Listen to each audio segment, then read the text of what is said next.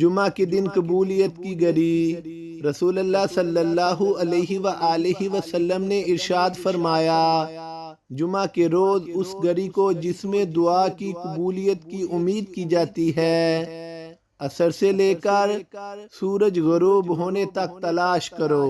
رسول اللہ صلی اللہ علیہ وآلہ وسلم نے ارشاد فرمایا، جو شخص استخارہ کرتا ہے وہ کبھی ناکام نہیں ہوتا، اور جو شخص مشورہ کرتا ہے وہ کبھی نادم اور شرمندہ نہیں ہوتا، اور جو شخص میانہ روی سے خرچ کرے وہ کبھی تنگ دست نہیں ہوتا۔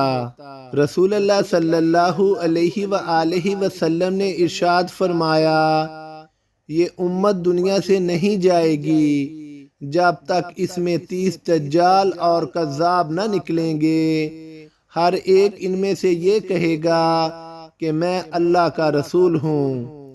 امام ابن قیم جزیہ رحمۃ اللہ فرماتے ہیں، دعا کی تاثیر روکنے والے امور میں سے ایک یہ بھی ہے کہ انسان جلد بازی کرے اور دعا کے قبول ہونے میں تاخیر دیکھ کر مایوس ہو جائے، پھر دعا چھوڑ دے۔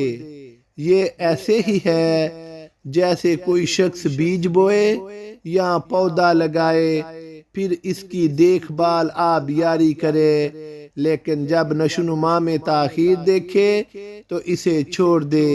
اللہ مجھے اور آپ کو عمل کی توفیق عطا فرمائے، آمین ثم آمین یا رب العالمین۔